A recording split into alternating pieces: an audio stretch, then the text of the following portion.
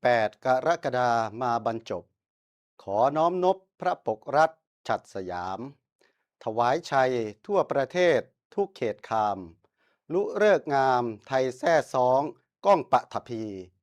ขอพระองค์ทรงปรีเปรมเกษมสันต์พระทรงทันเฉลิมรัตน์สวัสดิศรี